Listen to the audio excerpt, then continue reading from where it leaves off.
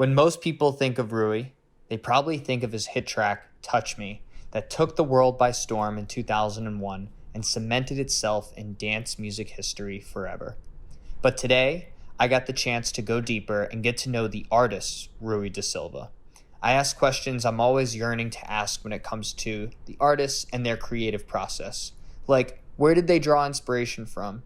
And what type of mindset do they have when it comes to production and creating tracks? We also touched on the balancing act between creating for yourself and having structure around the music you create. We also spoke about his inspirations and the different areas he pulls from. Rui shared some pivotal life moments that helped shape his creative process, which was super insightful. It was cool to find out that we both shared similar musical influences and inspiration from artists like Pink Floyd.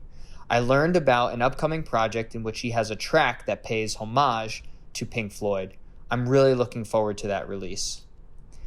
There was something about speaking with Rui that was so calming, and it comes through in this video and podcast. It really was such an honor and a privilege to chat with him and hear his viewpoints on how he approaches music and life. I resonated with a lot of what he shared. Thank you for taking the time out to speak with me, Rui. It really meant a lot. And to everyone watching and listening, please, if you haven't already, like and subscribe. It really helps out the podcast with the algorithm. I hope you enjoy this episode. I'm super thankful. I'm new to this space as well. I've been listening to dance music for a while, but I've never been like a student of the game, for lack of a better term, until like much more recently. And a lot of inspiration comes from Will and what he's doing. And for me, my whole part of this is the mindfulness and the power that music has to like help heal people, whether it's emotionally, spiritually, but this dance music touches so many people in so many different ways. And before we were briefly chatting about this Romanian sound, head down in the music, lost. For me, that is everything. That is what this is all about for me. Whether it's laying down in my apartment, putting headphones in and just getting lost and meditating, or it's in the club, head down, being immersed in all of the emotions, the feelings, the energies of the club. As a producer and a DJ, when you're creating these tracks, these songs, and these records, do you have that sense going into it that you know, or you want to communicate a certain message through some of your music? Yeah, it depends. I mean, over the years, I've learned so many ways of trying to. I always try to approach it slightly different angle, to try to have the process kind of exciting and kind of not always the same way of approaching it. But there's definitely a component of trying to find that kind of like special place that the when you're creating, that the sound takes you, but also have enough distance from the process so you don't end up too involved inside it, and you actually don't create anything. It's kind of like it can be challenging. I think that I manage that now much better than I did in the past, where I've created so much music that was really just for me to really enjoy it, and not actually capturing it to then be able to let other people perhaps enjoy it. They might like it.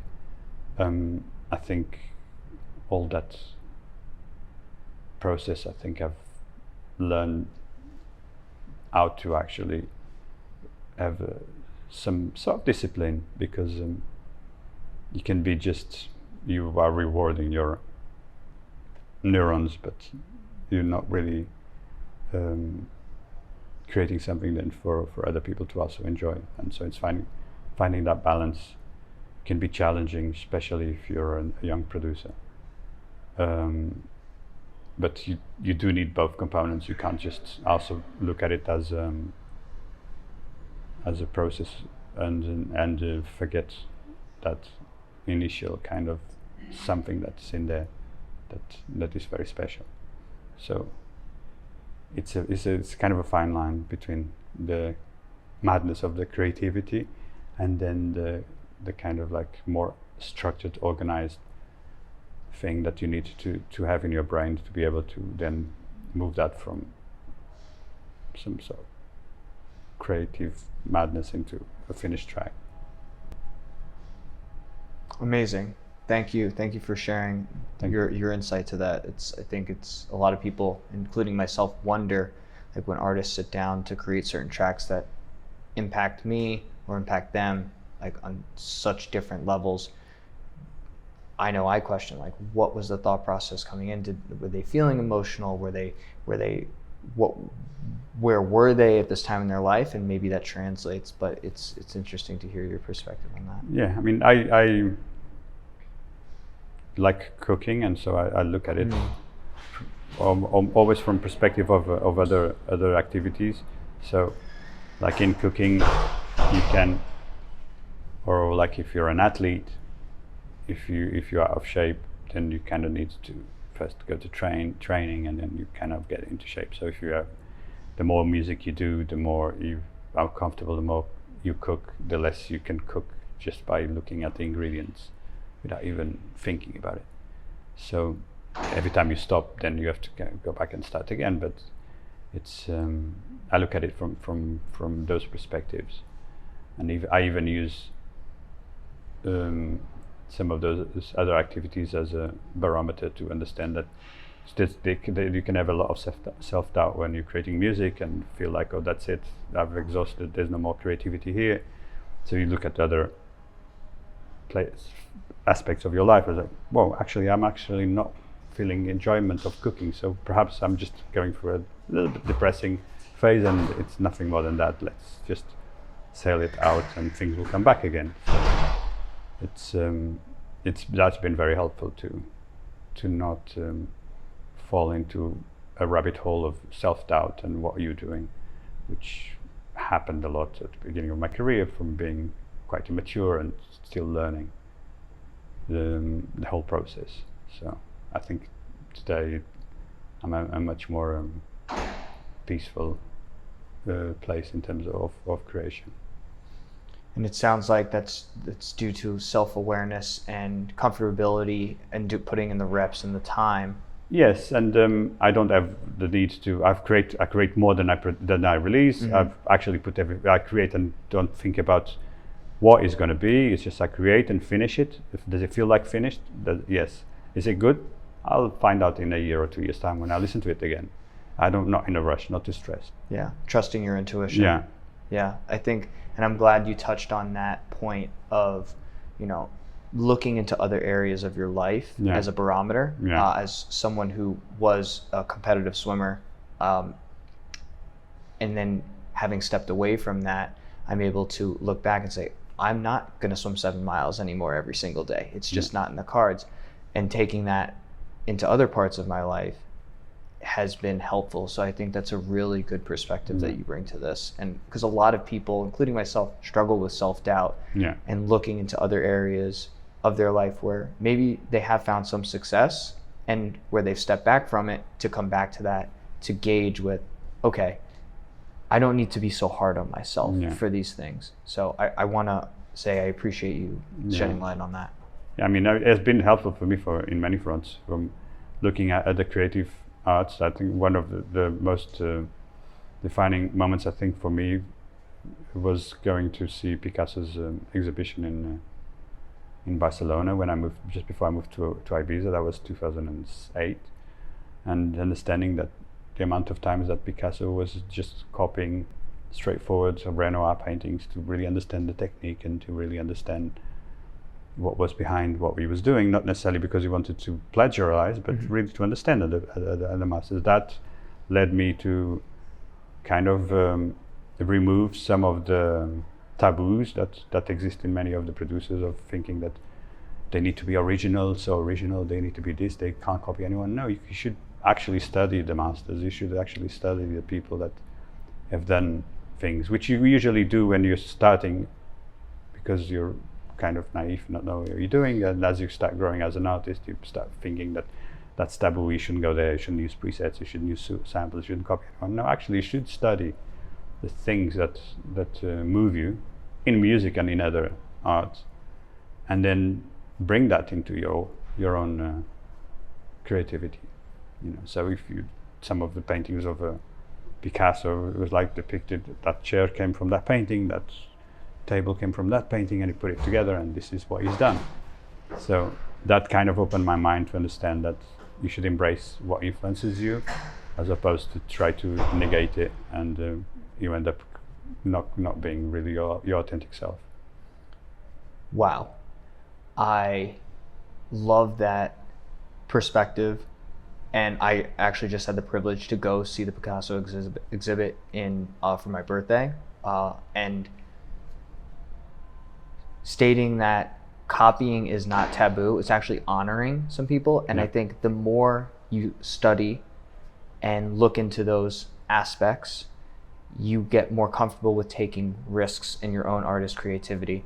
And as someone who recently bought CDJs, I sit back and I will listen to artist sets, and I will go find the track, and I will try and merge and mix those tracks exactly how they do, just based on sound. I feel like a sham. I feel like a complete farce, but I'm in my bedroom, you know? And that's cool, because it's only me and my sibling that are there, and I feel comfortable. But that's, for me, is the practice part. And I think it's really refreshing to hear that, and validating to hear from someone like yourself, that's okay. Yeah. And that's okay. So I appreciate that. Yeah. I mean, because it's always going to be your voice. Doesn't matter what you're doing, you're learning, understanding. And I think it is very important to study. I mean, at the beginning when we started, it was not so easy, because we didn't add a history of electronic music to be able to explore. So we were listening to rock and some early disco and Kraftwerk. We're kind of exploring. There were different times. We're all trying to explore things and figure where we're going. Some had successful paths, others find dead ends, but we're all exploring now. The big difference is that we've got enormous amount of history of electronic music, incredible stuff that most people have never heard, which you can go and search and learn what they've done, how did they do it, and just bring that into find your own voice. The world in that sense is now at our fingertips, and unlimited information. And you didn't have a blueprint. And one of my favorite bands is Pink Floyd. And I think about what they were doing at the time, and they had to go back to opera and the organs. And I imagine that was a similar. Yeah, I mean, they are a big influence on my sound. Pink Floyd, big, massive, actually, in this album that I did for this album with this singer that I've finished. The last song is called Floyd, and it's an homage to what in my head Pink Floyd sounds like. Wow. What song did you pull inspiration from? I think there's a lot of the atmospheric bits from The Wall, and the long drums, and the long bass notes and guitar solos. It's an instrumental, and when I've done it, I think it might be 6 or 7 minutes long, and now I'm listening to it, and it feels like it should actually be like 20 minutes long, because we've been listening to the album, and every time it finishes, I feel like you're lost in the middle of the universe, not knowing where to go. I love that. And that reminds me of in Dark Side of the Moon, where you hear the footsteps and the whole album just rolls into and you don't know where you are, if the train's coming, who's laughing in this distance. You've been completely consumed. So I'm really excited to hear this album that you're about to release, because that was some of the biggest influence on my musical taste as a child. So that type of stuff really gets me excited. So thank you for plugging that in, and I really appreciate your time and you coming out and doing this. And it's been an honor to meet you. Thank you so much. Thanks for having me. Yeah, pleasure.